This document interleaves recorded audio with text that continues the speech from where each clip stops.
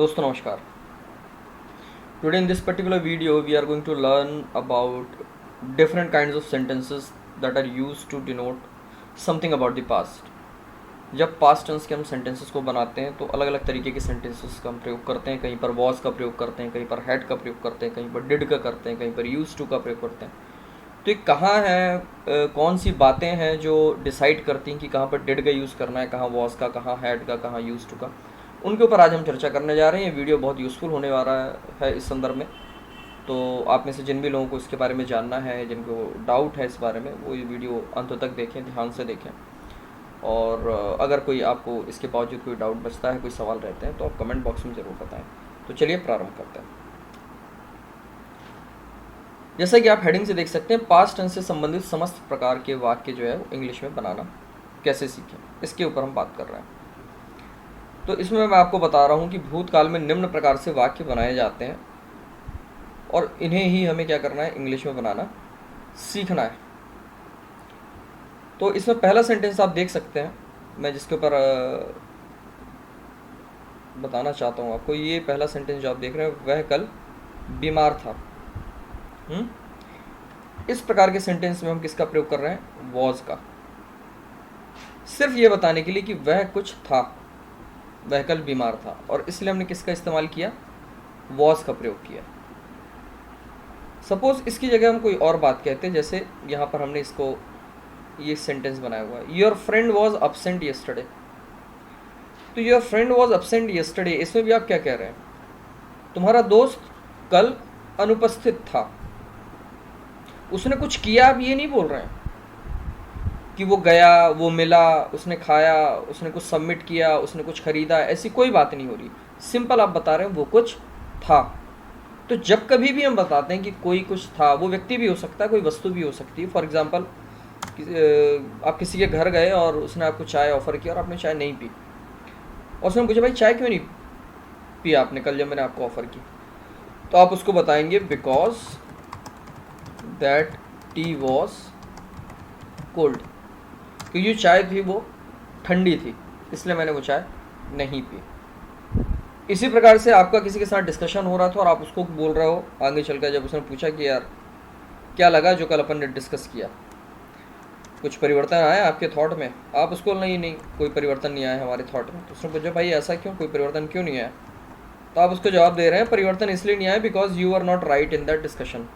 वो जो हमारे बीच में डिस्कशन हो रहा था, the kind of arguments you presented were not appropriate, were not relevant. आप उस डिस्कशन में सही नहीं थे, you were not right. तो जब कभी इस प्रकार की बात होती है कि हमें ये बताना होता है कि कोई व्यक्ति या कोई वस्तु कुछ थी या कुछ था, तो वहाँ पर हम वॉज या वर का प्रयोग करते हैं। ध्यान सिर्फ ये रखना है कि कहाँ पर वॉज का प्रयोग करना है, कहाँ पर वर का प्रयोग करना है। और ये भी ध्यान रखना, वॉज वर का केवल अकेला प्रयोग नहीं होता है, इसके अलावा भी प्रयोग होते हैं जो हम सीखने जा रहे हैं।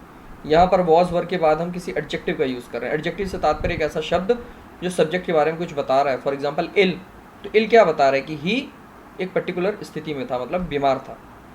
अभी आगे चल के हम और भी सेंटेंस देखेंगे जिसमें वॉज वर के बाद वर्ब का भी प्रयोग होता है, लेकिन आईएनजी फॉर्म में होता है या फिर थर्ड फॉर्म में होता है, फर्स्ट फॉर्म में कभी भी प्रयोग नहीं होता है। इस बात को आप ध्यान रखें।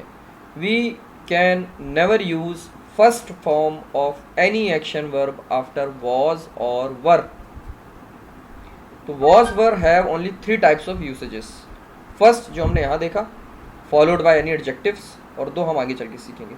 चलिए आगे चलते हैं नेक्स्ट सेंटेंस की तरफ। नेक्स्ट सेंटेंस में आप बोल रहे हैं कल वह अस्पताल गया था। ठीक है, आप बोल रहे हैं इसमें कल वह अस्पताल गया था। तो यद्यपि इसमें भी पास्ट की ही बात कर रहे हैं, लेकिन इसमें कोई एक्शन वर्ब आ गई। आप बता रहे हो कि उसने कुछ किया था। क्या किया था, गया था। और इसलिए यहाँ पर देखिए, आप कहीं पर भी हमने वॉज का इस्तेमाल नहीं किया, डायरेक्ट हम बोल रहे हैं वेंट टू। तो अब यहाँ पर वेंट टू क्यों लगाए, क्योंकि गया, गया मतलब जाना। तो जाने को इंग्लिश में क्या बोलते हैं, गो। लेकिन गो का इस्तेमाल हमेशा प्रेजेंट टेंस में किया जाता है। तो पास्ट में जब बताना होता तो हम इसके second form that is went का प्रयोग करते हैं। इसलिए हमने बोला he went to hospital yesterday, वो कल हॉस्पिटल गया था। ठीक है, वही बात हमने यहाँ पर लिखी हुई है, second form of action verb go. इसी प्रकार से हम नेक्स्ट सेंटेंस देख सकते हैं, आई मेट हिम येस्टरडे। तो यहाँ पर मेट क्या है, मेट है मीट का सेकंड फॉर्म। ये जो मीट होता है इसका अर्थ होता है मिलना, तो मिलने की बात हो रही ना, तो इसका सेकंड फॉर्म हमने यूज़ किया met, I met him yesterday, मैं कल उससे मिला था। इसी प्रकार से दे वन दैट मैच, ये अगर कहें तो क्या हो जाएगा, विन का सेकंड फॉर्म है वन, तो आप बोल रहे हो वे लोग वो मैच जीत गए। तो इस प्रकार से जब कभी भी आपको बताना हो कि किसी ने कोई काम किया या नहीं किया, अगर किया तो डायरेक्ट सेकंड फॉर्म का यूज़ करना है, अगर नहीं किया तो फिर वहाँ पर आपको डिड नॉट का प्रयोग करना होगा, जो हम आगे चल के सीखेंगे। चलिए आगे चलते हैं। ये देखिए, इसमें हम नेक्स्ट सेंटेंस बना रहे हैं जो नेगेटिव सेंटेंस है, इसमें हम डिड नॉट का प्रयोग देखेंगे। इसमें आप बोल रहे हैं वो कल स्कूल नहीं गया था, तो he did not go to school yesterday, इसमें देखिए हम डिड शब्द का प्रयोग कर रहे हैं।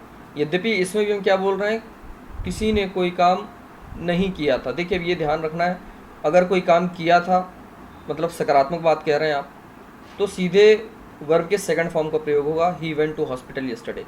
लेकिन वही दूसरी तरफ अगर आप नकारात्मक बात कर रहे हैं कि किसी ने कोई काम नहीं किया था, तो फिर वहाँ पे आपको डिड का प्रयोग करना पड़ेगा। बात समझ में आ रही है? जैसे यहाँ पे बोल रहे हैं स्कूल नहीं गया था, तो पहले नहीं के लिए आपने डिड नॉट का प्रयोग किया है, पास्ट में नहीं का प्रयोग हो रहा है इसलिए आपने डिड नॉट का प्रयोग किया, और उसके बाद जाने के लिए आपने सिंपल गो का प्रयोग किया। बहुत सारे लोग यहाँ पर क्या गलती कर देते हैं, ये ध्यान रखिएगा, ही डिड नॉट वेंट कर देते हैं बहुत सारे, तो इसका भी आपको ध्यान रखना है। जब नकारात्मक सेंटेंस बनाएंगे तो फिर डिड नॉट के बाद हमेशा वर्ब की फर्स्ट फॉर्म का प्रयोग होगा।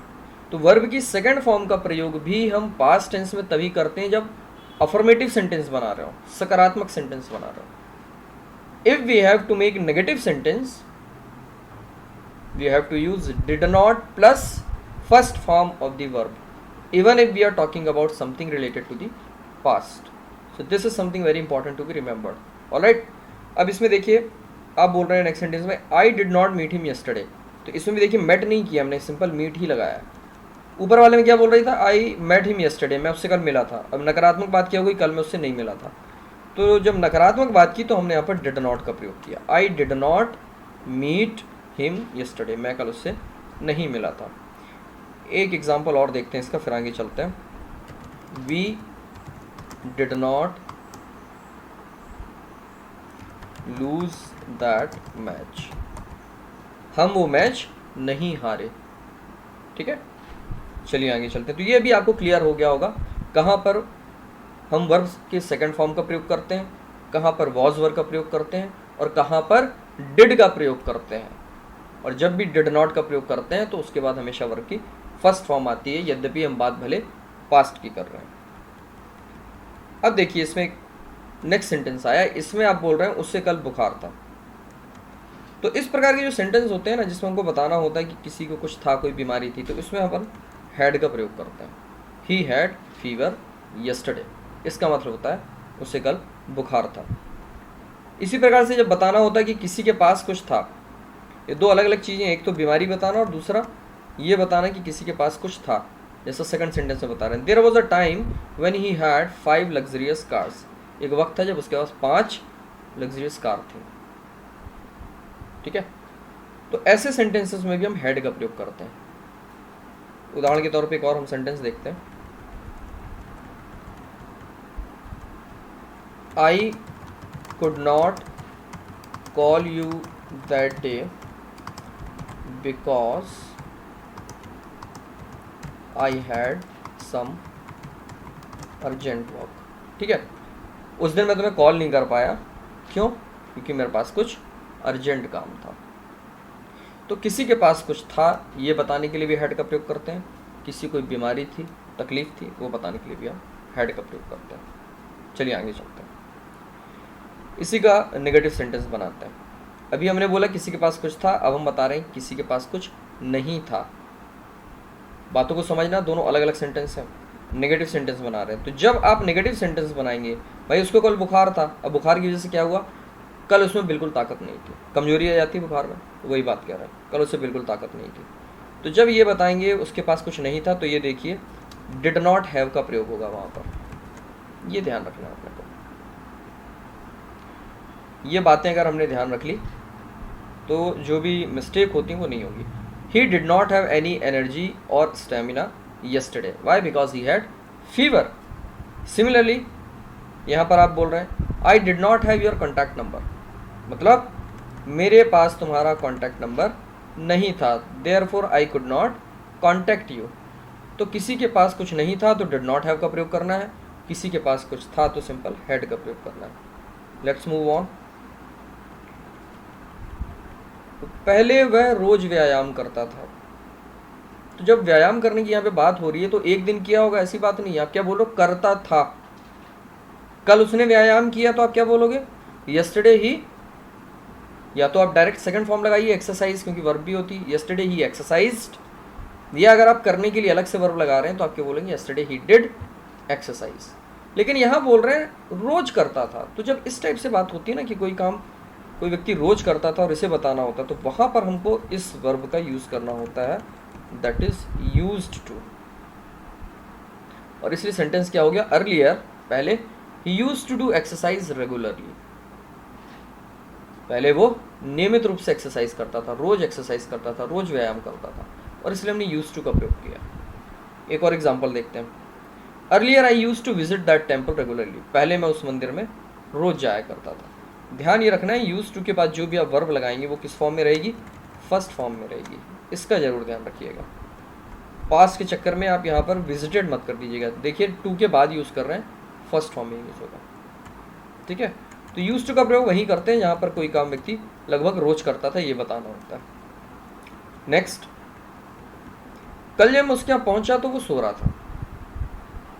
तो पहले वाला सेंटेंस तो अपन कर चुके हैं, किसी ने कुछ किया, तो इसलिए आपने क्या किया पहले वाले में, when I reached his home yesterday, देखिए यहाँ पे सेकंड फॉर्म का यूज़ किया, मैं पहुंचा, पास्ट की बात हो रही है, आपने सिंपल सेकंड फॉर्म यूज़ कर लिया, when I reached his home yesterday.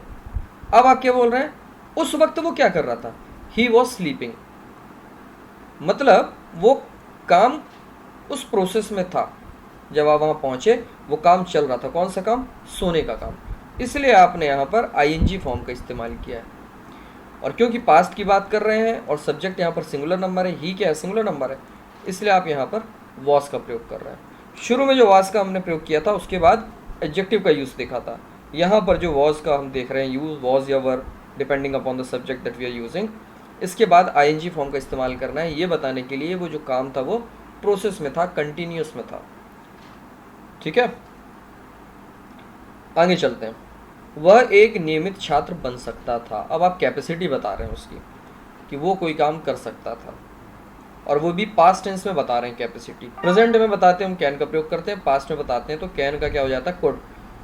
He could क्या, बनना, वर्ब क्या है इसमें, बनना, तो बनने के लिए अपन यूज करते हैं बी, बिकम का ही कॉन्ट्रैक्टेड फॉर्म होता है बी, तो he could be a regular student, वो कुछ बन सकता था, क्या बन सकता था, रेगुलर स्टूडेंट बन सकता था। नेक्स्ट सेंटेंस में आप कह रहे हैं you could pass that exam, मतलब आप वह एग्जाम पास कर सकते थे। तो जब भी ये बताना हो कि कोई व्यक्ति कोई काम कर सकता था, मतलब आप कैपेसिटी डिनोट कर रहे हैं, तो वहाँ पर अपन कुड का प्रयोग करेंगे, we could learn English far earlier, हम बहुत पहले भी इंग्लिश सीख सकते थे, है ना।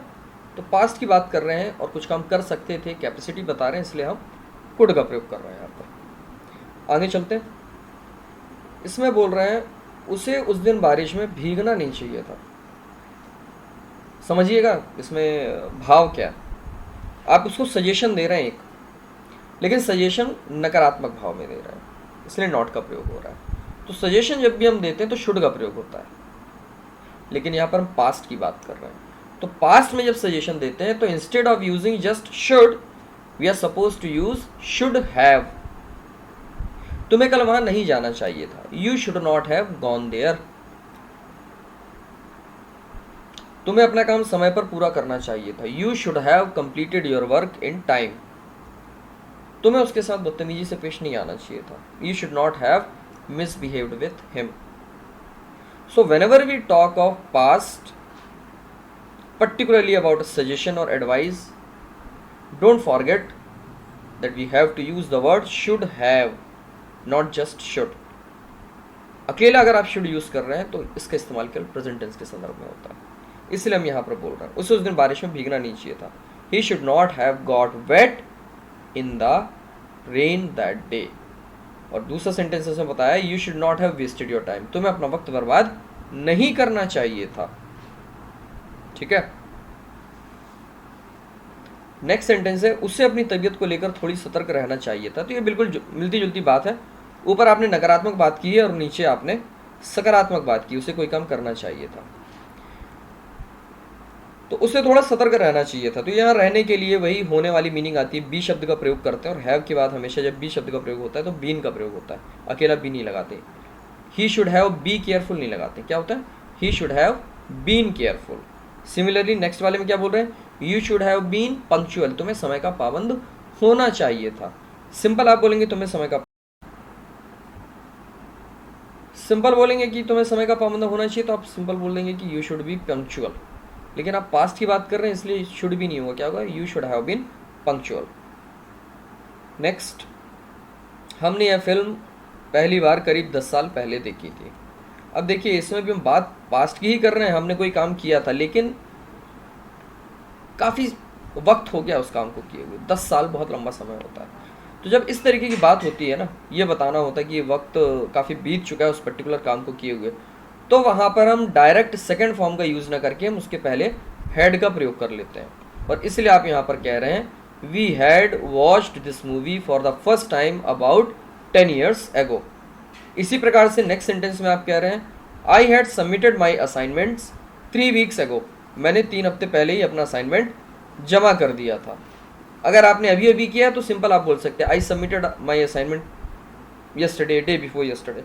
बट क्योंकि थोड़ी सी समय बीत चुका है, लगभग 3 हफ्ते हो गए हैं, 3 weeks हो गए हैं, 3 months हो गए हैं, तो in that case just to denote कि काफ़ी लंबा समय बीत चुका है, instead of directly using second form we are allowed to use third form after this word called had. तो ये जो बहुत ज़्यादा कन्फ्यूजन होता है कि सेकंड फॉर्म कहाँ यूज़ करना है, हैड कहाँ यूज़ करना है, इसका बड़ा सिंपल सा लॉजिक ये है कि जब बहुत पुरानी बात करनी हो या किसी बात को इस तरीके से आप कहना चाहते हैं कि इसको किए काफ़ी वक्त हो चुका है, तो वहाँ पे आपको हैड लगाना है। जबकि आपको अगर सिंपल इन्फॉर्म करना है कि किसी व्यक्ति ने कोई काम किया था तो आपको सेकंड फॉर्म का इस्तेमाल करना है, अगर अफर्मेटिव सेंटेंस है तो, नेगेटिव है तो डिड नॉट। ठीक है, इसी प्रकार से हैड का एक और यूज़ होता है, 12वां नंबर का जो सेंटेंस है उसे ध्यान से देखिएगा। डॉक्टर के उसके घर पहुंचने से पूर्व मरीज स्वर्ग पहुंच गया। अब स्वर्ग पहुंचा कि नरक ये तो मरीज जानता है, कहने का तात्पर्य है कि उसने शरीर छोड़ दिया, भगवान को प्यारा हो गया, इस संसार के कष्ट से निजात पा ली, उसने निपट गया वो। अब देखिए पास्ट में यहाँ पर 2 काम हुए, एक हुआ डॉक्टर का उसके घर पहुंचना और दूसरा उस मरीज का भगवान के घर पहुंचना।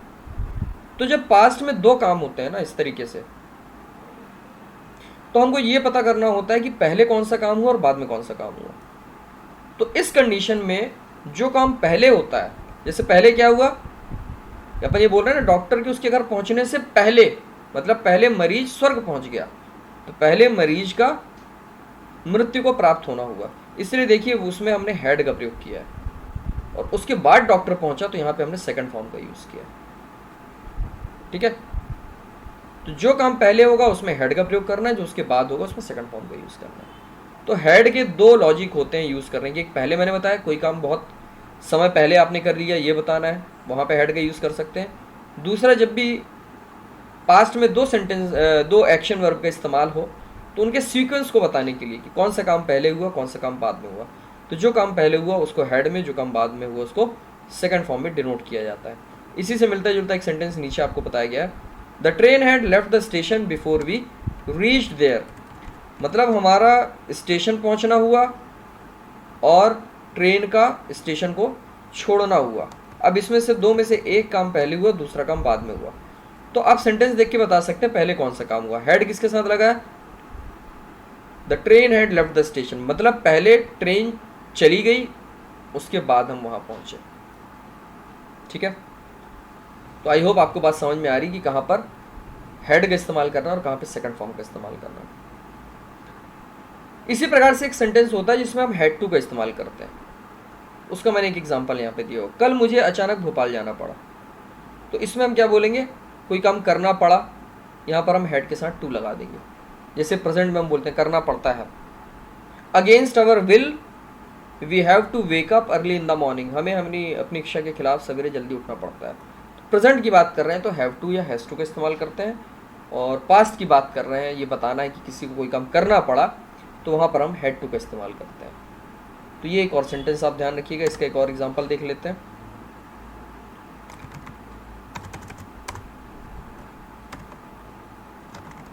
दे had to submit their notebooks yesterday itself for correction, उन्हें जो अपनी नोटबुक थी वो कल ही जमा करनी पड़ी। किस चीज़ के लिए? करेक्शन के लिए। कोई काम करना पड़ा, शायद नोटबुक उनकी कंप्लीट नहीं थी, वो जमा नहीं करना चाहते थे, लेकिन इंस्ट्रक्शन था, स्ट्रिक्ट इंस्ट्रक्शन था टीचर का, तो उनको वो काम करना पड़ा। तो कोई काम करना पड़ा, अगर ये बात कहनी है, क्योंकि वही पास्ट की ही बात है, तो there we have to use the word had to, and since this word has to, it will be followed by only first form of the verb, just like we are using here go in the first sentence and submit in the second. ठीक है, आगे चलते हैं। I could not meet him yesterday because I had to go to receive my mother, मैं कल उससे नहीं मिल सका क्योंकि मुझे कल अपनी मम्मी को रिसीव करने जाना पड़ा। ठीक है, तो उसी का एक एग्जाम्पल आपको बता दिया। अब थोड़ी सी ध्यान से आप देखिएगा, क्योंकि ये जो सेंटेंसेस हैं ये थोड़ी सी अलग टाइप के हैं, यद्यपि पास्ट के ही, और इसमें लोग कंफ्यूज हो जाते हैं। इसमें भी देखिए हम वर्ब का यूज़ कर रहे हैं, वॉज वर्ब वाला। वॉज वर्ब के हमने दो यूज़ देख लिए, एक जिसमें एडजेक्टिव का इस्तेमाल करते हैं, ही वॉज अपसेंट यस्टरडे, दूसरा जिसमें वर्ब की कंटिन्यूस फॉर्म का यूज़ करते हैं, when I reached his home yesterday he was sleeping, sleeping मतलब कंटिन्यूस फॉर्म। तो यहाँ पर देखिए हम थर्ड फॉर्म का यूज़ करें, किल्ड, वॉज वर्ब के बाद एक वर्ब आ रही है जिसके थर्ड फॉर्म का यूज़ कर रहे हैं। तो ये कब करना है, एग्जाम्पल देखते हैं। उस बम धमाके में करीब 50 लोग मारे गए। किसने मारा इसकी चर्चा नहीं है, क्या हुआ उसकी चर्चा है। कौन मारा गया वो आप बता रहे हो। तो ये सेंटेंस किससे स्टार्ट होते हैं? ऑब्जेक्ट से स्टार्ट होते हैं। अबाउट 20 पीपल, कौन मारे गए? 50 लोग, सॉरी यहां पर हमने 20 कर दिया, यहां पे 50 होना चाहिए। About 50 people were killed, were killed मतलब वो मारे गए, उन्होंने किसी को नहीं मारा। तो यह ध्यान रखिएगा कि इस सेंटेंस का अर्थ क्या निकलता है। About 50 people were killed in that bomb attack, उस बॉम्ब अटैक में करीब 50 लोग मारे गए। इसी प्रकार से we were not informed about your accident, हमें तुम्हारे एक्सीडेंट के बारे में इन्फॉर्म नहीं किया गया। तो इस प्रकार के सेंटेंस में जहां हमको यह बताना होता है कि कोई काम किया गया अथवा नहीं किया गया, खास तौर पे जब सेंटेंस ऑब्जेक्ट से स्टार्ट होते हैं, तो ऑब्जेक्ट के बाद वॉज या वर, डिपेंड करता है ऑब्जेक्ट सिंगुलर नंबर है या प्लूरल नंबर। ऑब्जेक्ट के बाद वॉज या वर का प्रयोग करते हैं, और जो काम किया गया या नहीं किया गया उसका प्रयोग करते हैं थर्ड फॉर्म में। नहीं किया गया तो नॉट के बाद, किया गया तो वॉज या वर जो भी आपने यूज़ किया डायरेक्ट उसके बाद।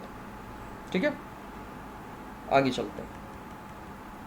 उसकी सभी से बदतमीजी करने की आदत की वजह से उसे कहीं भी आमंत्रित नहीं किया जाता था, तो कोई काम नहीं किया जाता था। तो इस प्रकार के सेंटेंस को बोलने के लिए हम वॉज, नॉट और जो भी काम की हम बात करें उसके थर्ड फॉर्म का यूज़ करेंगे। ही वॉज नॉट इन्वाइटेड, इसका मतलब यह है उसे इन्वाइट नहीं किया जाता था, उसे आमंत्रित नहीं किया जाता था। ठीक है, इसी प्रकार से सेकंड आप देख सकते हैं वॉज का यूज़ किया है। इंडिया वॉज नोन, भारत को जाना जाता था। किस नाम से जाना जाता था? As golden bird some years ago, सोने की चिड़िया के नाम से कुछ सालों पहले। तो जब कोई काम किया जाता था ये कहना हो, तो ऑब्जेक्ट पहले आएगा, उसके अकॉर्डिंग वॉज या वर आएगा, और क्या काम किया जाता था उसके थर्ड फॉर्म का यूज आएगा। इसका एक एग्जांपल और देखते हैं। कोई काम किया जाता था उसमें भी यही यूज होगा, कोई काम किया गया या किया गया था उसमें भी यही स्ट्रक्चर यूज होगा, was were plus verb third. जैसे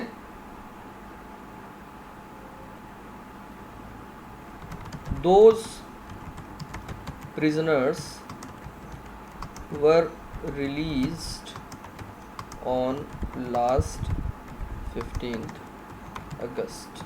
ठीक है, प्रिजनर्स मतलब जो कैदी होते हैं, जेल में होते हैं। अब इसमें कह रहे हैं those prisoners were release on last 15 अगस्त। कुछ प्रिजनर्स, कुछ कैदी थे जिन्हें पिछले 15 अगस्त को रिलीज़ कर दिया गया। अब रिलीज़ तो कोई और ही करेगा, जज के ऑर्डर के बाद करेगा, जो प्रहरी होगा वहाँ का जेलर होगा वही करेगा। लेकिन किसको किया गया, उससे आप सेंटेंस स्टार्ट कर रहे हैं, प्रिजनर्स को किया गया। तो दोज प्रिजनर्स वर रिलीज्ड, उन्हें मुक्त कर दिया गया लास्ट 15 अगस्त को। तो कोई काम किया गया, नहीं किया गया, किया जाता था, नहीं किया जाता था, इस प्रकार के जो सेंटेंसेस होते हैं वहाँ पर we have to use was were, और उसके बाद जो भी काम किया गया, नहीं किया गया, किया जाता था, नहीं किया जाता था, उस वर्ब के थर्ड फॉर्म का प्रयोग करना है। बस सेंटेंस के करीब ही आ रहे हैं, ये अपना फिनिश होने को वीडियो, थोड़ी पेशेंस बनाए रखें, ध्यान से देखें। उस बम धमाके के सभी आरोपियों को मुंबई के एक होटल से पिछले सोमवार को गिरफ्तार कर लिया गया। अब इसमें क्या हो रहा है, तो इस प्रकार के सेंटेंस को ट्रांसलेट करने के लिए हम एक्चुअली हैड बीन का प्रयोग करते हैं और उसके बाद वर्ब थर्ड का प्रयोग करते हैं। All the accused of that bomb attack had been arrested. उस बॉम्ब अटैक के जितने भी आरोपी थे उन्हें गिरफ्तार कर लिया गया था। From a hotel in Mumbai last Monday. कहाँ से गिरफ्तार किया, कब गिरफ्तार किया, उसके बाद अपन ने लगा दिए। तो यहाँ पर हमने वर अरेस्टेड क्यों नहीं कहा, हैड बीन अरेस्टेड क्यों कहा? उसकी वजह यह है कि यहाँ पर अब ये जो पिछले सोमवार बोल रहे हैं ना, तो इसके माध्यम से आप कहना चाहते हैं कि थोड़ा वक्त बीत चुका है। अगर आप सिंपल कहते हैं यहाँ पर, वो भी ग्रामेटिकली रॉन्ग नहीं होता, थोड़ी सी बस अर्थ अलग हो जाता है, इसको समझना है। फॉर एग्जाम्पल यहाँ बोल देते all the accused of that bomb attack were arrested. तो यहाँ पे हम क्या बोल देते, लास्ट वीक, ठीक है। तो आप सिंपल ये कहना चाहते हैं कि भाई, किसी को इन्फॉर्म करना चाहते हैं कि भाई उन अक्यूज्ड को पिछले हफ्ते अरेस्ट कर लिया गया था। तो आप सिंपल सेकंड सेंटेंस का यूज़ कर सकते हैं, वर अरेस्टेड भी कर सकते हैं। लेकिन वर अरेस्टेड और हैड बीन अरेस्टेड में सिर्फ अंतर इतना ही है कि जब आप हैड बीन अरेस्टेड बोलते हैं तो वर की तुलना में आप एक बात और ऐड कर देते हैं कि इस काम को हुए, मतलब उनको गिरफ्तार हुए थोड़ी वक्त बीत चुका है, क्योंकि ये घटना पिछले सोमवार को घट चुकी है, पिछले सोमवार को उनको गिरफ्तार किया जा चुका है। तो इस प्रकार के सेंटेंस में जो हमको बताना होता कोई काम कर लिया गया था किसी के द्वारा, और थोड़ी समय भी बताना होता काफ़ी पहले कर लिया गया था, तो वहाँ पर हम simple was were plus third form का यूज़ न करके हैड बीन के साथ थर्ड फॉर्म का इस्तेमाल करते हैं। ठीक है, चलिए आगे चलते हैं। जंगली जानवर तुम पर हमला कर सकते थे, तुम्हें वहाँ अकेले नहीं जाना चाहिए था। अब इसमें आप क्या कह रहे हैं, कोई व्यक्ति, कोई सब्जेक्ट कुछ कर सकता था, संभावना थी उसकी, कैपेसिटी की बात नहीं, आशंका की बात कर रहे हैं। कोई व्यक्ति कहीं गया था, वहाँ पे काफ़ी जंगली जानवर थे, और उसके लिए आप बोल रहे हैं कि wild animals might attack on you. Might जो होता है वो मे का पास्ट फॉर्म होता है। आप में से हो सकता है कुछ लोगों को पता हो, एक शब्द होता है मे, ठीक है। इसका प्रयोग होता है प्रेजेंट में पॉसिबिलिटी को बताने के लिए। इसी प्रकार से जब हम पास्ट में पॉसिबिलिटी को बताते हैं तो मे कन्वर्ट होकर माइट में कन्वर्ट हो जाता है, जो हमने यहाँ प्रयोग किया। Wild animals might attack on you, जंगली जानवर थे वो तुम पर अटैक कर सकते थे, और इसीलिए क्या हो रहा है, आप उसको सजेशन दे रहे हैं, you should not have gone there alone, तुम्हें वहाँ के लिए नहीं जाना चाहिए था, ठीक है। तो माइट का प्रयोग कहाँ करेंगे, पास्ट में पॉसिबिलिटी या आशंका को बताने के लिए। मैं जब उसके यहाँ पहुँचा उस वक्त वो, उसे विज्ञान पढ़ाया जा रहा था, वो कुछ कर रहा था ऐसा नहीं, आप क्या बोल रहे हो, उस पर कुछ किया जा रहा था, उसको पढ़ाया जा रहा था। अगर वो पढ़ रहा था तो आप क्या बोलते, when I reached his home he was studying science. लेकिन आप ही वॉज स्टडिंग साइंस नहीं बोल रहे हैं, आप क्या बोल रहे हैं, he was being taught science. क्यों, क्योंकि उसको पढ़ाया जा रहा था। तो जब ये बताते हैं कि किसी पर कोई काम किया जा रहा था, तो फिर हम वहाँ पर वॉज बीइंग या वर बीइंग का प्रयोग करते हैं। मुझे कल धमकाया जा रहा था, कोई और धमका रहा होगा तभी तो मुझे धमकाया जाएगा, तो मुझे धमकाया जा रहा था, आई वॉज बीइंग थ्रेटन्ड। मेरी कल मदद की जा रही थी, I was being helped yesterday. तुम्हारा मार्गदर्शन किया जा रहा था, यू वर बीइंग गाइडेड। तो इस बात को समझ के सेंटेंस को देखना है। यू वर बीइंग इन्फॉर्म्ड, तुम्हें इन्फॉर्म किया जा रहा था, किस बारे में, about how to protect our virtual data in the class yesterday. तो तुम्हें कल किस बारे में इन्फॉर्म किया जा रहा था, कि अपना जो वर्चुअल डेटा है, जो हम मेल वगैरह में रखते हैं या फ़ोन में हम सेव करके रखते हैं माई ड्राइव्स वगैरह पे, फाइल्स पे, तो उसको कैसे प्रोटेक्ट करें इस बारे में आपको समझाया जा रहा था, इन्फॉर्म किया जा रहा था। बस लास्ट के कुछ सेंटेंस, वह पिछले 18 सालों से इस मौके का इंतज़ार कर रहा था। तो कब से कर रहा था? 18 सालों से, सर 10 सालों से, मतलब लंबे समय से कोई काम कर रहा था और वो काम पूरा नहीं हुआ था, वो कंटिन्यूस में था, इसीलिए आप क्या बोल रहे हो? He had been waiting. Simple होता है कि वो इस मौके का इंतजार कर रहा था, यहाँ पर मान लो 10 साल नहीं होते, सिंपल होता है कि वो इस मौके का इंतजार कर रहा था, तो आप बोल देते he was waiting for this chance या फॉर दिस अपॉर्चुनिटी। बट आपने क्योंकि टाइम लगा दिया कि कब से कर रहा था, इसलिए वहाँ पे वॉज बीइंग या वर वेटिंग या वॉज वेटिंग ना होके क्या हो गया? हैड बीन वेटिंग हो गया। तो इसको ध्यान रखना है, जब भी समय के साथ हम बताते हैं कि कोई व्यक्ति कोई काम कर रहा था काफ़ी लंबे समय से, तो instead of using was ING were ING we have to use had been plus verb ING. इसलिए हम यहाँ कह रहे हैं he had been waiting for this opportunity for past 10 years. मिलता जुलता एक सेंटेंस इसके बाद दिया हुआ है, we had been looking for such video for a long time. हम इस तरीके के वीडियो का लंबे समय से इंतजार कर रहे थे, आई होप कर रहे थे। तो आपका इंतज़ार ख़त्म हुआ इस वीडियो के साथ। आई होप आपको वीडियो पसंद आया हो। आज के लेसन में जो हमने सीखा है, आज के इस लेसन में आपने भी देखा होगा कि पास्ट से जुड़े हुए लगभग हमने सारे सेंटेंस, मेरा जो अल्प ज्ञान है इस भाषा को लेकर उसका मैंने जो प्रयोग किया, मेरे ख्याल में सारे सेंटेंसेस मैंने कवर कर लिए हैं लगभग। फिर भी अगर आपको लगता है कोई सेंटेंस छूट गया पास्ट का, तो आप बेहिचक मुझे कमेंट बॉक्स में बता सकते हैं, मैं उसको भी इंक्लूड करने की कोशिश करूँगा। तो आज के लिए इतना ही। वीडियो पसंद आया हो तो लाइक और शेयर करना ना भूलें, और इस तरीके के वीडियो और भी समय पे आपको मिलते रहें तो चैनल को सब्सक्राइब करें, बेल आइकन को प्रेस करें, अपना सहयोग प्रदान करें, हमें एनकरेज करें कि we continue to make efforts to guide you, to help you, to share the knowledge of whatever little knowledge I have regarding this language. Wish you all the very best for your aspirations. Take care. Bye bye. Namaskar.